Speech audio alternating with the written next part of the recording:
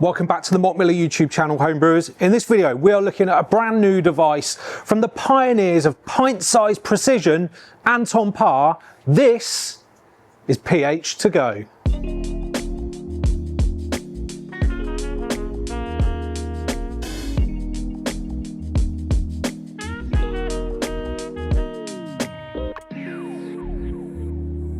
Now, for many homebrewers who take their hobby incredibly seriously, you will know that pH readings are super important throughout so many different stages of the brewing process. And if you're not somebody that is already looking at pH within your homebrew setup, then it's worth considering how it could improve your finished beers significantly. Now, measuring the pH of both your mash, your post-boil and your fermentation can have significant benefits to the overall finished beer. pH during the mash plays a key role in ensuring that the enzymes that are sat within your grains do a super efficient job of converting the starches into sugars. And then further down the line, pH can play an important role for the fermentation and your yeast health, but then ultimately the finished pH of the beer in the glass can fundamentally change the way that beer drinks. Now, there are many different pH meters available on the market. We've stocked some over the years, and they're all wonderful tools at being able to monitor this, but they do all come with some trade-offs in terms of how easy they are to use,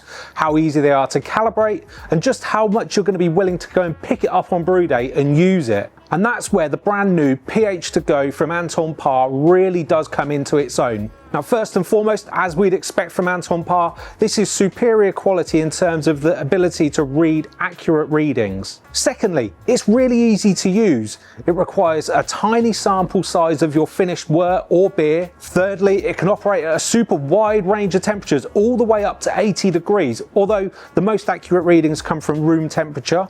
And then calibrating it is far easier and more straightforward and is guided all the way through in the Anton Paar Brewmeister app. Now, if you've used any of the other Anton Paar products, such as the Easy Den or the Smart Ref that we've covered here on the channel before, you'll know just how straightforward they are to use, calibrate, take care of, and ultimately use during the brewing process. And that's why we're so excited about pH2Go, because it is really user-friendly and easy to just pick up, use on brew day, and not overcomplicated. And ultimately, the reason why it is so easy to use is because Anton Paar have got a completely different sensor type inside the pH2Go to that you'll find on many of the commonly available pH meters and pH pens that are available on the market. Now, they all tend to use a glass bulb, which needs to be stored in a specific way, kept incredibly clean, and calibrated on a regular basis. Now, pH2Go uses something different. It's an ISFET semiconductor sensor. I have no idea what that means, but it is fundamentally easier to look after, store and use. Now, before we get into using the pH2Go and showing you everything about it, let's just take a closer look at it. Now, when you unbox the pH2Go, there's a few little accessories inside the box that are going to make things easier. First of all, obviously you get the pH2Go itself. Now, eagle-eyed viewers out there, you'll notice it's exactly the same design shape as the Smart Ref, which means that the protective case for the Smart Ref will also fit on pH2Go. Secondly, you get a buffer solution, which is a pH 7 buffer solution, which allows us to do single point calibrations straight out of the box. And it also has two pipettes, so that you've got a couple for taking samples and applying into the device itself. And there's an instruction manual as well. Now, the real key here is pairing it to the Brewmeister app, and then you'll be able to go through your first calibrations. More on that in a minute.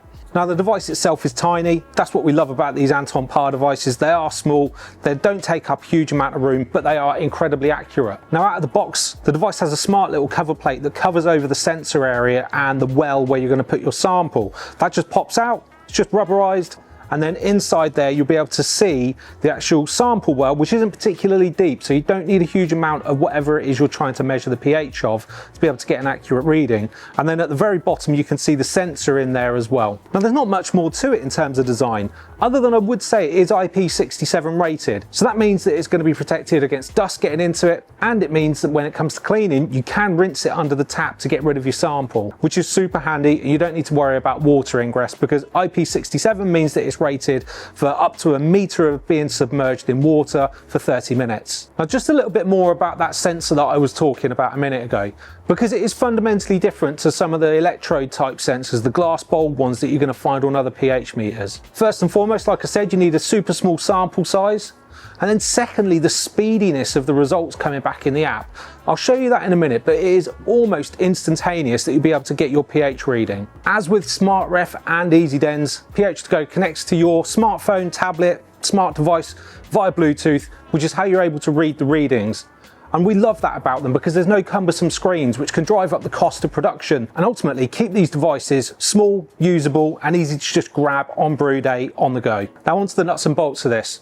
As with every pH meter, calibration is an important step. What I love about the pH2Go though, is that it does give you loads of different options for how you want to calibrate it and just how accurate you want your calibration to be. Provided in the box with pH2Go, you get a pH 7 buffer solution, which means you can do a single point calibration, which is enough to enable you to get going. You simply tap calibration in the app once you've paired the device together, go through the steps on screen, add your buffer solution, start the calibration, and after a few moments it's done.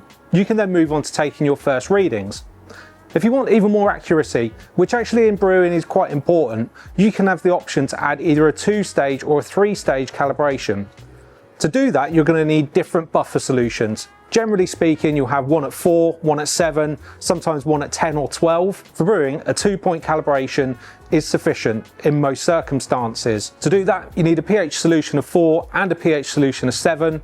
Go through the steps on screen, add your calibration, job done. Now I've calibrated this today using the solution that's provided in the box. It's a pH 7 solution and it means that you can just get cracking with it, start taking some general readings, get your hands on the device, understand how it works and start taking some readings of your own during your next brew day. Now as I said, there's a number of times when taking a pH reading is important. The most important is when you're doing your mash. That's where you're really going to have the opportunity to lock in the enzyme activity and make sure it has the best possible chance of converting those starches into sugars. After about 10-15 minutes of your mash, you take a small sample out, you cool it a little bit to make sure it's closer to that room temperature, and the big benefit here is because you're only using a very small sample, it doesn't take long to cool down. Although this does allow you to use liquids up to 80 degrees, we would still suggest getting it down to slightly cooler, around about ambient temperature if possible. Open the app, connect the device, add your sample to the sample well, and away you go. Tap start reading, and within a moment you'll have your pH reading. That allows you to then go on and make those adjustments that might be necessary, whether it's with an acid of some sort to bring the pH down, or in some cases adding something like bicarbonate of soda to bring the pH back up. Now we don't have a mash going here today for me to show you this.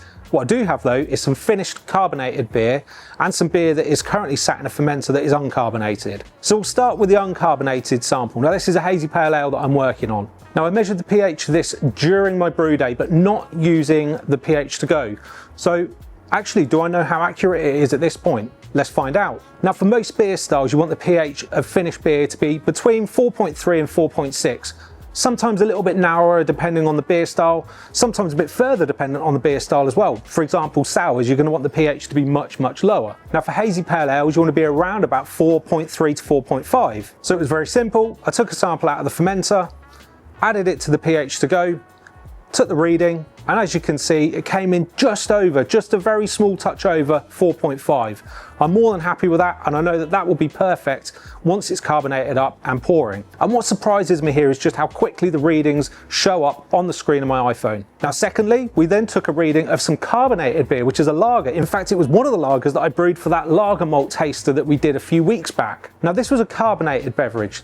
What's really important, exactly the same way as with the EasyDens and the SmartRef, is that you need to degas that sample. There's a number of different ways of doing it, but because we only need a tiny sample size, by far and large the easiest way is to get it into a syringe, put your finger over the tip, pull the syringe down, that draws loads of the gas out of suspension. You do that a few times, maybe open it right up so you've got some space in there, give it a really good shake to thoroughly get rid of all that carbon dioxide. Then once you know that there's no more bubbles rising when you try and draw your finger down with that little seal over the top with your finger, and from there we just fill the sample well on pH2Go, hit start reading, and again within a moment we got a reading come back of around about 4.5 again. So happy days, I've done a decent job brewing both of those beers, and the final finished beer pH is well within reason. Now it's really as simple as that. There's only a couple of other questions really to answer, and that's around cleaning and storage.